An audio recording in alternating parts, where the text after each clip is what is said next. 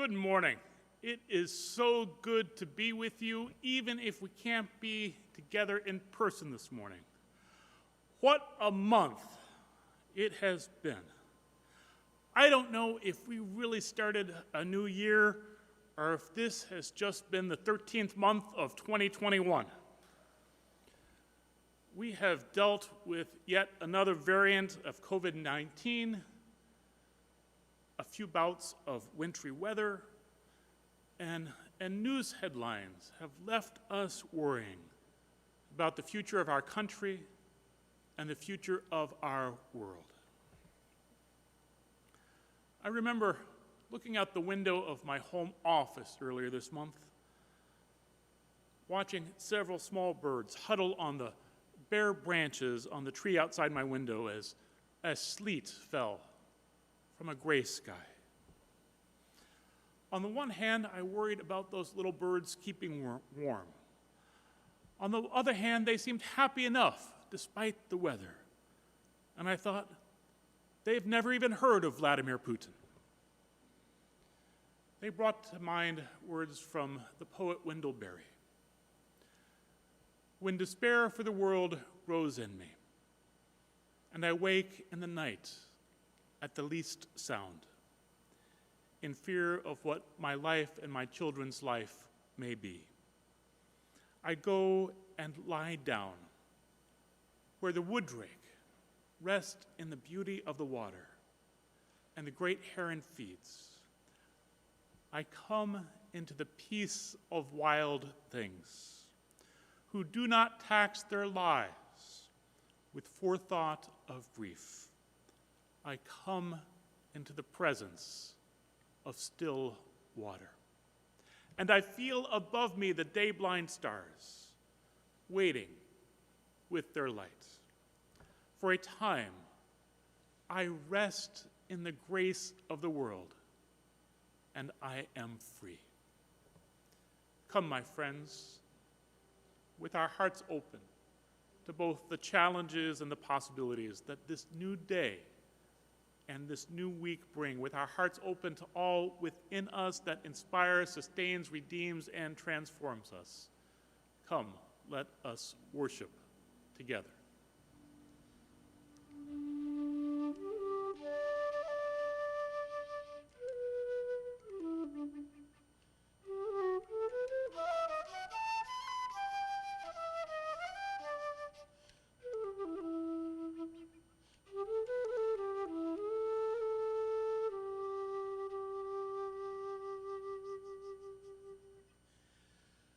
Blackbird singing in the dead of night. Take these broken wings and learn to fly. All your life, you were only waiting for this moment to arise.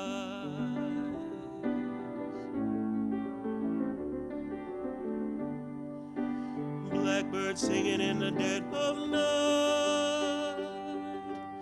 Take these sunken eyes and learn to see. All your life, you were only waiting for this moment to be free. Blackbird fly. Blackbird fly into the night of a dark black night.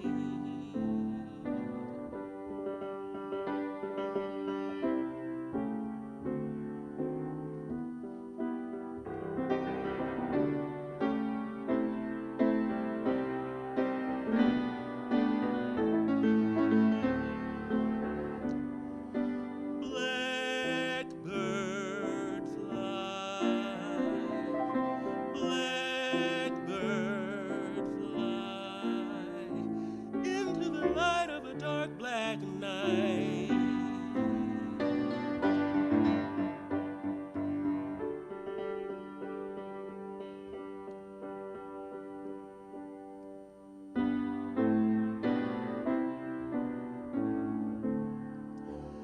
Blackbird singing in the dead of night.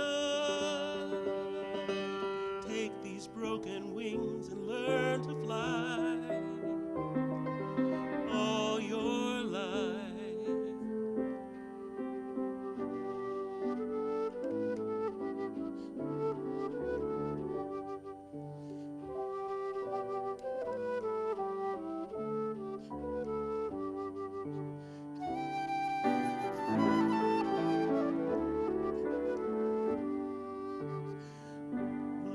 birds singing in the dead of night. Take these broken wings and learn to fly. All your life, you were only waiting for this moment to arise. You were only waiting for this moment to arise. You were only waiting for this moment to arise.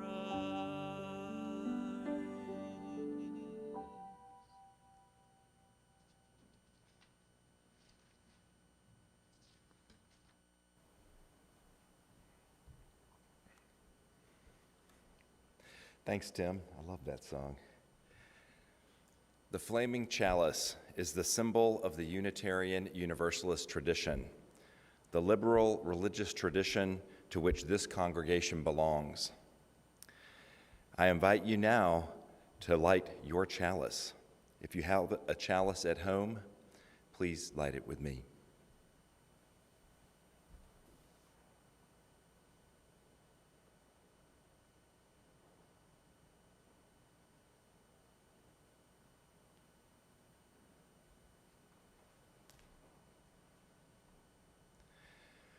Will you please join me in reciting the words on the screen? As we kindle this flame, we recommit ourselves to the mission of this congregation, to build a Unitarian Universalist community that transforms lives and empowers people to serve the world. May the light of this flame be welcoming to all who seek a liberal religious home. Our opening hymn this morning is number 131, Love Will Guide Us.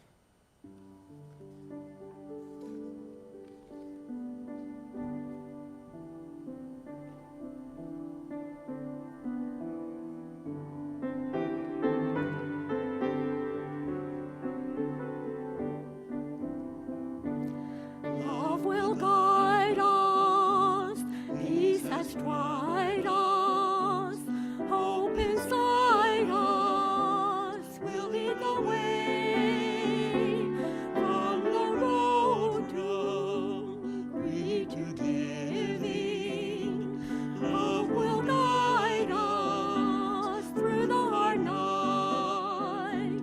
If you cannot sing like angels, if you cannot speak before thousands, you can give from deep within you.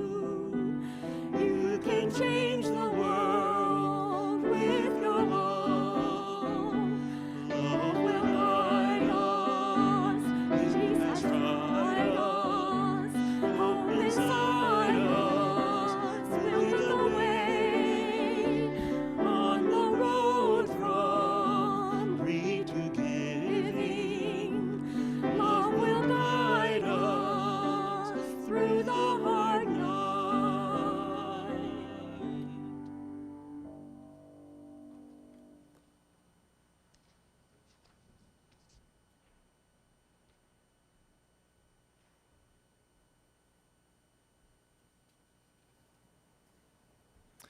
If you're visiting us for the first time this morning, I'd like to offer you a special welcome. Here at the Unitarian Universalist Fellowship of Raleigh, we are an intentionally inclusive, liberally religious, and actively serving the common good of our shared world. Whoever you are and wherever you are on your own religious journey, you are welcome here. As Unitarian Universalists, we seek wisdom and inspiration from many sources, but affirm our own individual experience and conscience as the best authority for our beliefs. We believe the purpose of religion is to help us live more fully within this lifetime and make the world a better place. We believe religious community helps us to do so. We hope that you might join us in some of the many things we do together to grow our own souls and to make the world more compassionate and just. If you're visiting us for the first time online, I invite you to fill out our visitor form at www.uufr.org/visitor form. If you do this, you'll start receiving our e-newsletter. I hope you all will read through the chalice you received by email this Thursday about everything happening here at UUFR. I would like to share one piece of information that wasn't in the chalice. I'm sure we'll get lots of smiley faces in the chat line about this one. We return to in-person worship services at UUFR here in the sanctuary on Sunday, February 6th. I look forward to seeing you there. As before, we ask that people who have been fully vaccinated attend, and masks will be required. In fact, we'll have free N95 masks for anyone entering the building, and we'll encourage everyone to wear them. At this time, we will not yet have any childcare or special programming for children or youth, but we hope to resume that soon. We encourage everyone to decide for themselves whether it is safe to attend in person, and we will continue to live stream our worship services on YouTube for anyone who wants to watch from home or just prefers worshiping at home in their pajamas with a hot cup of coffee. Immediately following this morning's service, we will have an online social hour on Zoom. There are instructions on how to join our Zoom social hour on the front page of our website at www.uufr.org. Now start getting your keyboards out. I invite you to meet and greet others using the chat function on your screen.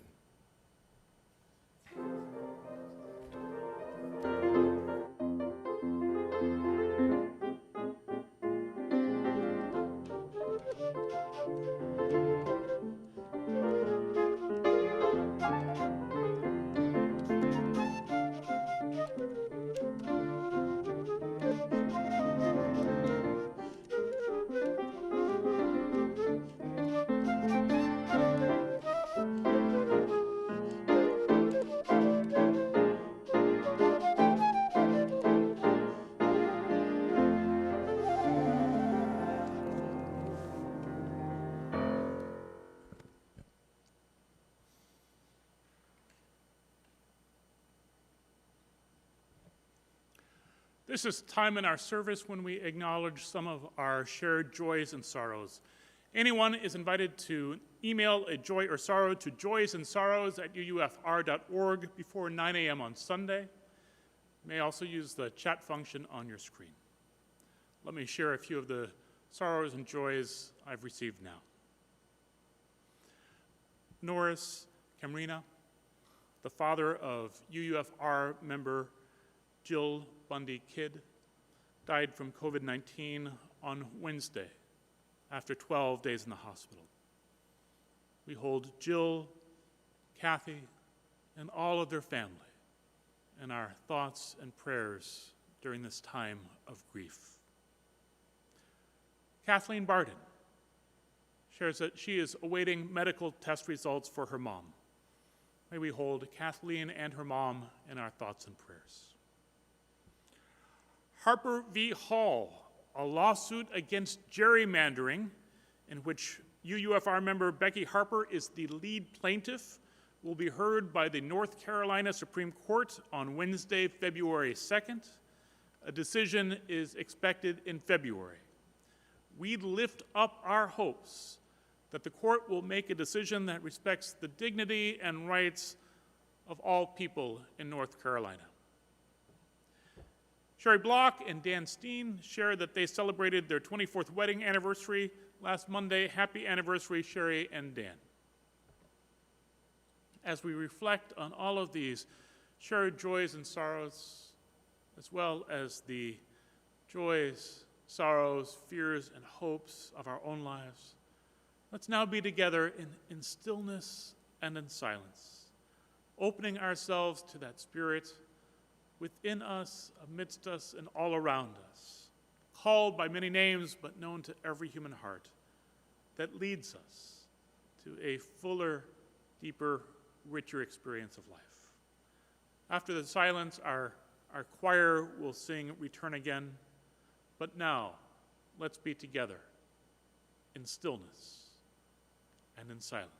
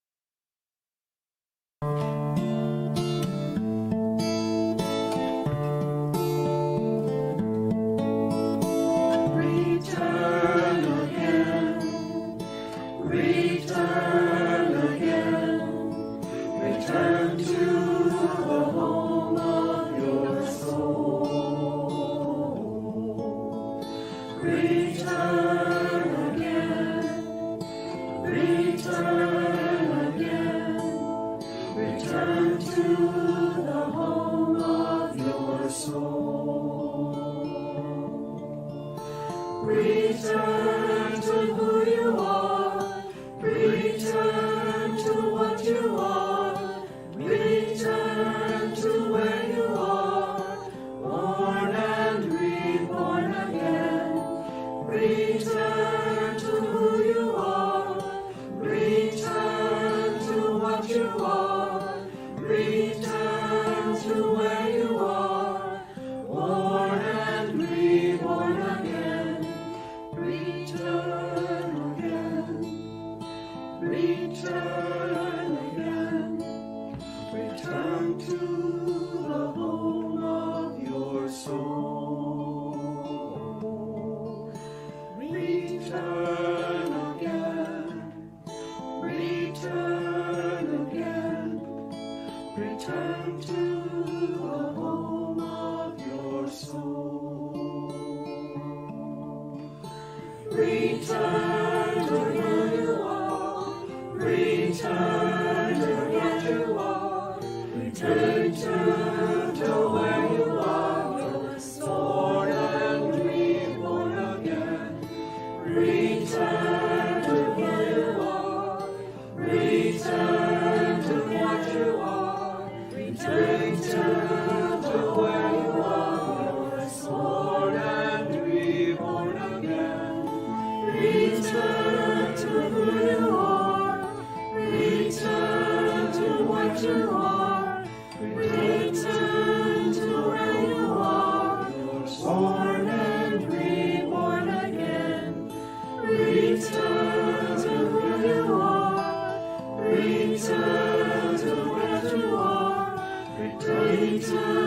to where you are. Born and reborn again. Return to who you are.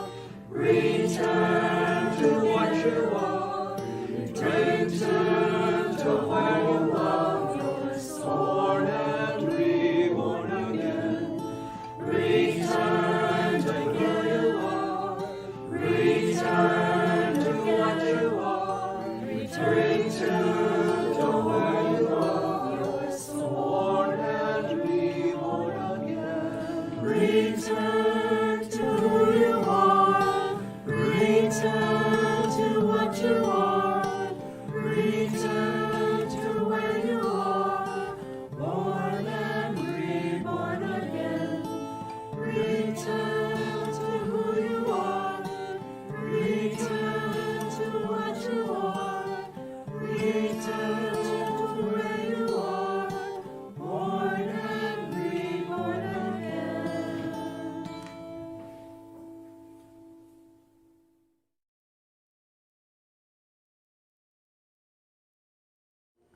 Did I mention we're returning to in-person services next Sunday, February 6th? Looks like I did. Hopefully we'll see you here. Almost everything we do at UUFR is only possible because of the financial generosity so many of you show to this congregation. It's now time for this morning's offering. Please be generous.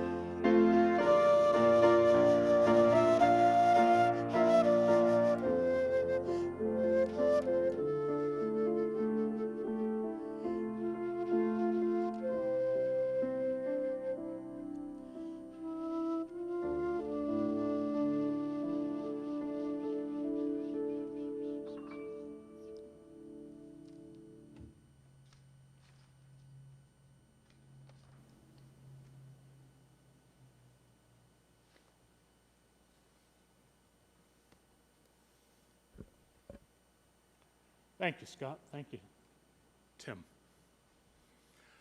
This morning, I have the pleasure of welcoming the Reverend Patty Hanneman to our pulpit. Patty served as a congregational minister for 14 years, but now has a ministry of spiritual direction, which she will tell you about very soon.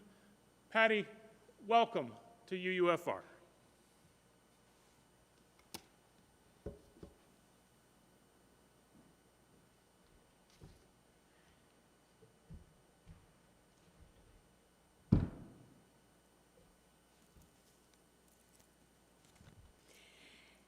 Thank you, Reverend James. It's good to be here with you all.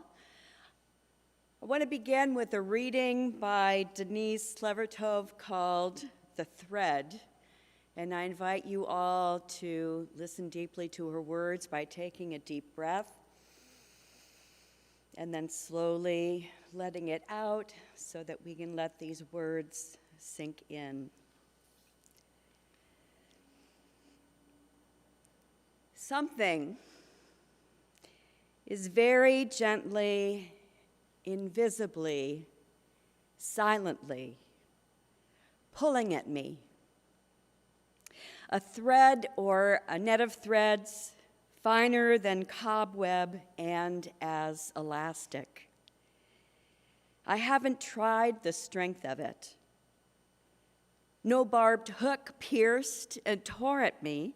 Was it not long ago this thread began to draw me?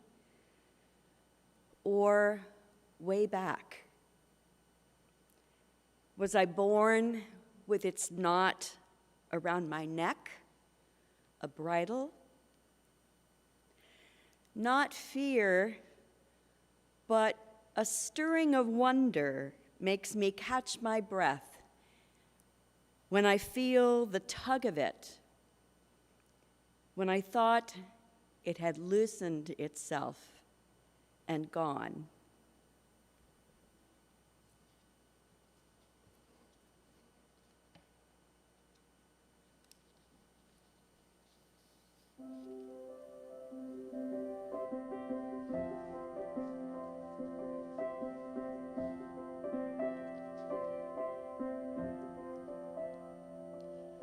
There's a voice that's softly whispering inside my head, telling me it's gonna be all right. It keeps saying, let yourself be led where you are led. Don't walk back, don't put up a fight. It tells me trust the wind, breathe the air. There's a place you're meant to be, and you're already there. Open up your heart and let life in. You know that you can always trust the wind. When the world starts doing things that you don't understand, and I search my soul to find the reason why. In the dark of night, I feel somebody take my hand and tell me I don't even have to try. For I can trust the wind, breathe the air, and know that there are helping hands around me everywhere. Open up your heart and let life in. You know that you can always trust the wind. Dreams have wings, thoughts take flight. All good things streaming toward us every day. They hear our prayers, they know the way. I'm gonna trust the wind, breathe the air. Let it take me on its wings and carry me somewhere. I'll open up my heart and let life in.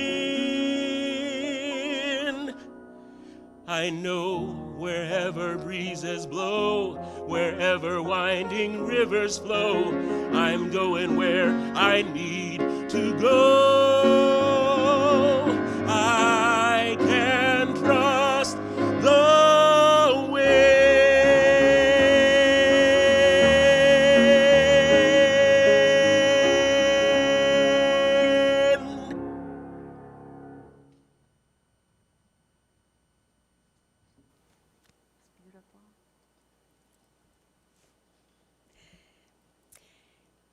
Where I grew up, among the dairy farms in central Minnesota, we had a lot of wind in the wintertime, not all of it pleasant.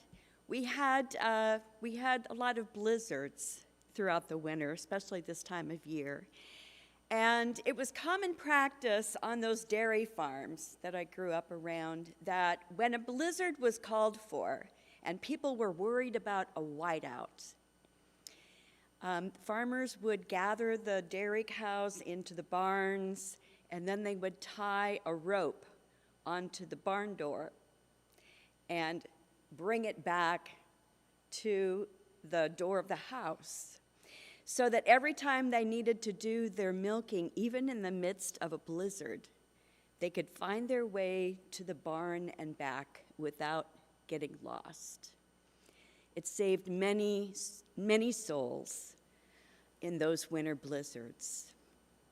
And today, even in North Carolina, maybe even especially in North Carolina these days, we are in the midst of all kinds of blizzards in our lives that can get us lost again. We have the blizzard of Facebook posts and Twitter feeds and YouTube videos and news told a little bit slant. They swirl around us, they swirl in our heads. Cultural expectations, maybe family expectations that don't necessarily agree with our own authentic ways of living. And we often struggle to hold on to the rope, to hold on to the values that are uniquely our own. This month of January, you all have been focusing on what it means to live an intentional life during your worship services. And Reverend James asked me to bring my reflections today to finish up this series about my work as a spiritual director and how spiritual direction might encourage and support people who are striving to live more intentionally. We've talked about the possibility of adding spiritual direction for groups to programming here this spring. And so we thought it might be beneficial for us all to demystify the practice of spiritual direction before we went any further with the idea. I want to begin by saying that spiritual direction is not therapy. It is not designed to bring you back to mental or emotional health, but it can be helpful to those who feel that somehow they've lost the grip on the rope that is the source of deep meaning in their lives, in the midst of the blizzards that we all have to face every day. As I thought about how I wanted to approach this topic, I asked myself some questions, which I'll try to answer this morning and which will become kind of the framework for what I want to say. And the first was, why do I love this work? And why do I think it is important, particularly for Unitarian Universalists? What might you expect from a spiritual direction session, either in a group format or in an individual session? And finally, how might a person know that it is the work that they need to engage in right now? So I want to begin with why I made this transition from parish ministry and why I love it so. Most spiritual directors will tell you that they love listening to stories. This is something I found to be true about myself when I was a parish minister.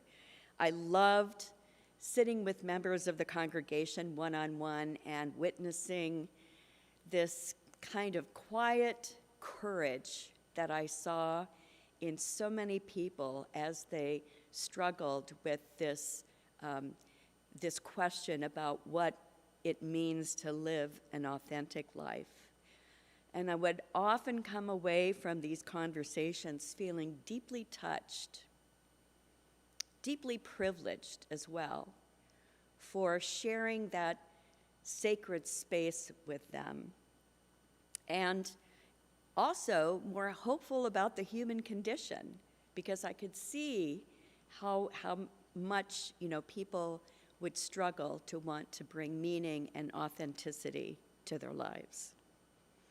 I find this is especially true now when I've had a session with someone. There's something deeply humbling about spending time with someone who is struggling to find that rope again. So that struggle is part of the reason why it's so deeply meaningful to me.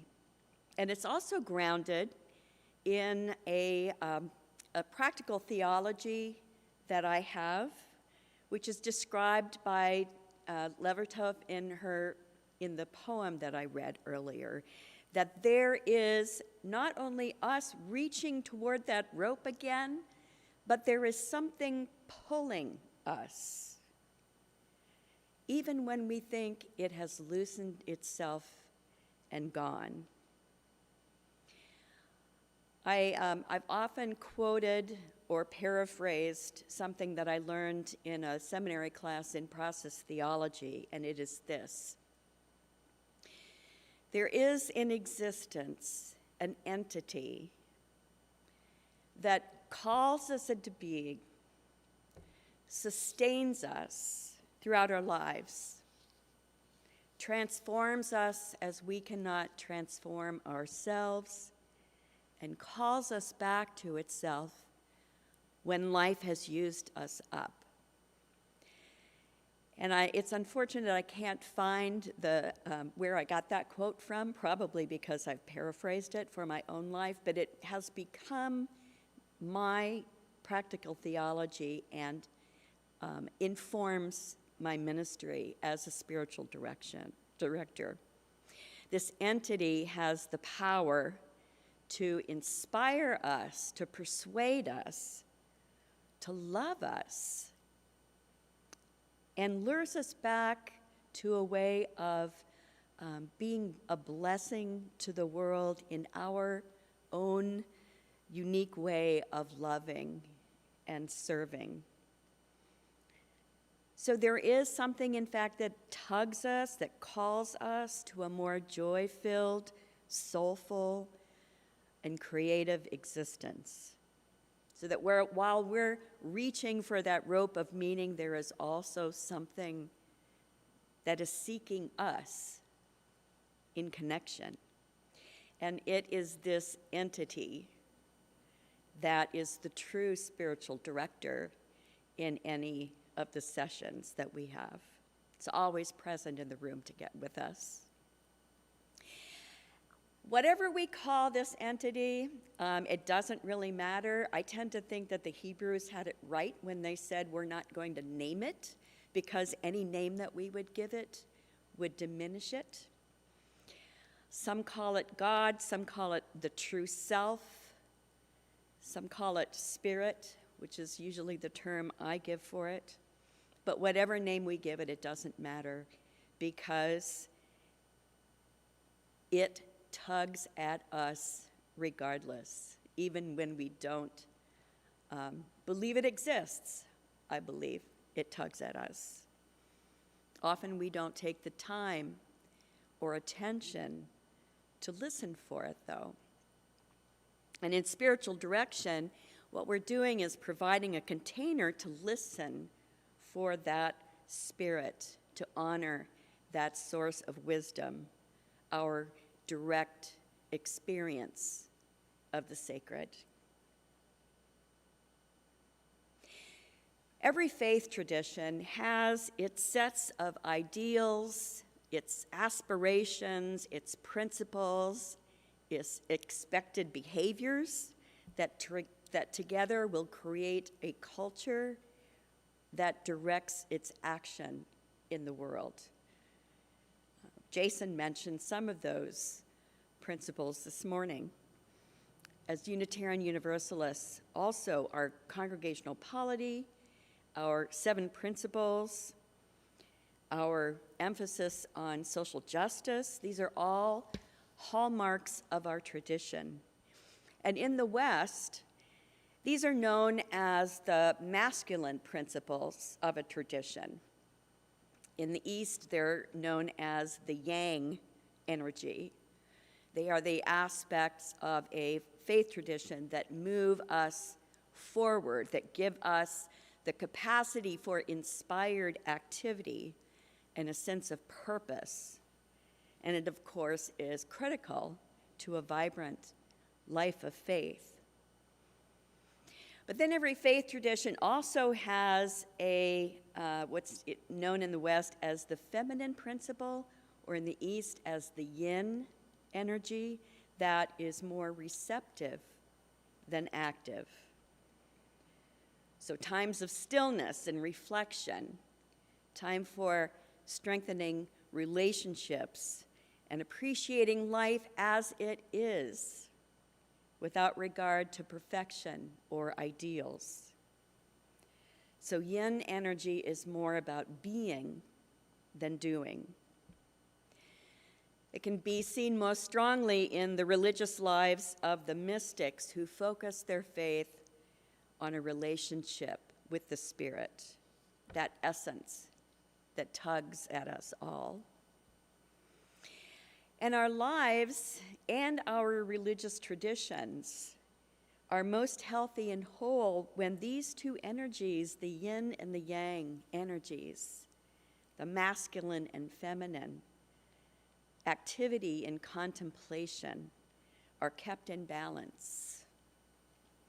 If there's too much focus on yang energy, You can end up with a lot of resentment about life as you look at how it should be.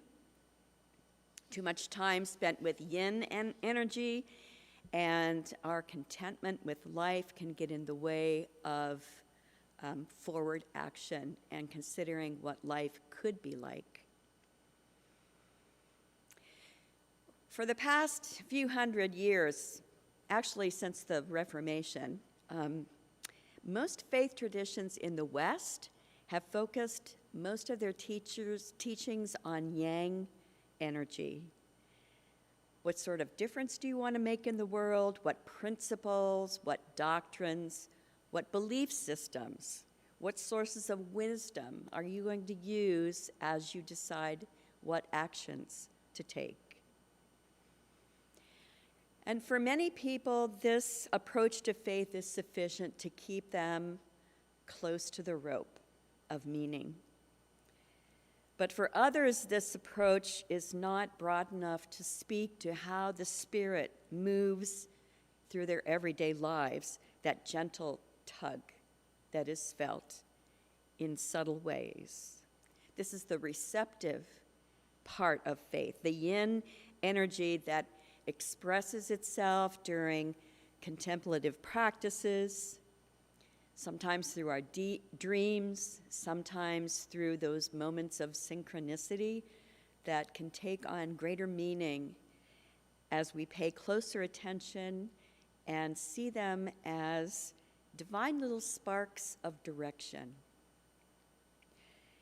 It's a different kind of knowing, one that often lies at the interface of conscious and unconscious thought. And sometimes it needs to be coaxed into awareness. Years ago, I served as a good officer for the Unitarian Universalist Ministers Association, and I worked with UUA staff to help resolve conflicts between ministers and members, sometimes congregations and their boards, members and other members. And what I realized, or what I recognized a lot of the times, was that there was a certain brittleness in their relationships. You know, we are a movement that is focused on covenantal relationships instead of doctrine to lead us. So we should have our feet firmly planted in that yin energy of relationship. And yet, what I often found is that when people created documents that were actually meant to be the foundation for healthy relationships and for a common way of understanding how the community functioned, too often those covenants and policies and bylaws would become weapons that people use to wield at each other in order to make other people see things their way. And this is what sometimes happens when yang energy predominates in a system, in a family, in a community, in a nation. My experience as a parish minister and as a good officer have convinced me that we need to develop and learn the receptive practices of our faith again to bring it into a more healthy balance. And that's not happened to us since the Transcendentalists shook us up in the early 19th century. In spiritual direction, whether you engage in the work individually or you're part of a group, we are seeking this balanced approach to faith. The facilitator listens closely to how the Spirit might be speaking to you within the context of the teachings of your tradition. And as we do that work together, sometimes the teachings of a tradition need to be let go of. Because the voice of the Spirit is often subtle and requires our cooperation to listen closely, we might begin by talking about what kind of contemplative practices you currently have that give you the opportunity to listen, whether that's meditation or contemplative prayer, taking a few extra minutes in the shower to take some deep breaths, taking a morning run, journaling, or a knitting. We listen because something is tugging at us. The radio frequency is there, but we need to take the time to turn our dials to it. And then we might talk about what has come up during those times of contemplation. We leave a lot of room for silence, but most importantly, we create a safe container together where we listen to one another's stories with respect and non-judgment. You might find that spiritual direction is useful at certain times of your life. Carl Jung said that that we tend to live our life in quarters, and that every 20 years or so we need a big change in perspective. And in my work, I have found that that people will often seek me out when they're at one of these junctures, whether it's someone in the early 20s transitioning from being a student to taking on adult responsibilities, someone in their mid-40s who is looking for additional meaning in their life, or someone who is just retired that is looking for a different way of being in the world. Or it could be that your relationships are feeling brittle and you're looking for ways of being more open-hearted, tender-hearted. Maybe you've stopped investing yourself in your work for whatever reason, and you're not really sure why.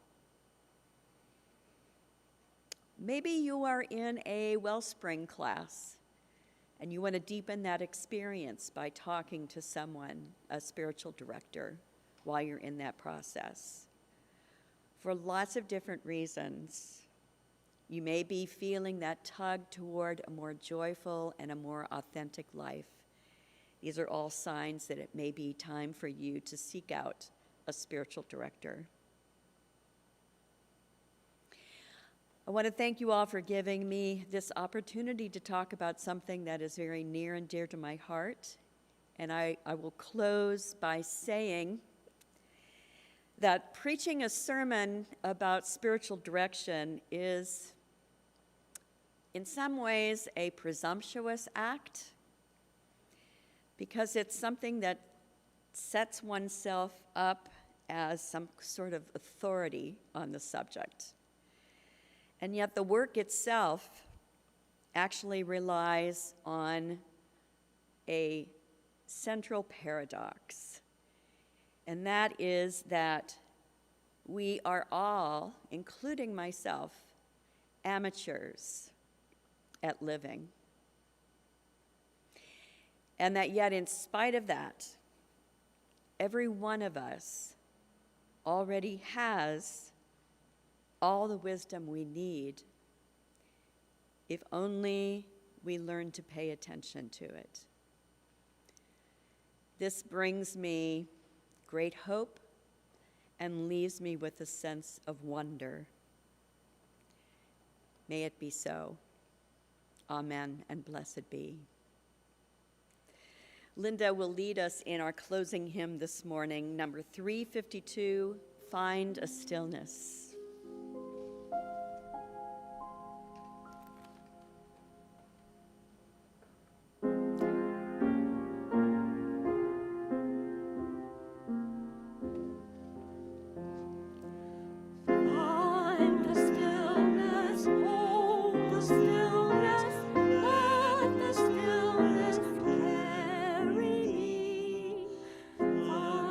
Silence, oh, the silence.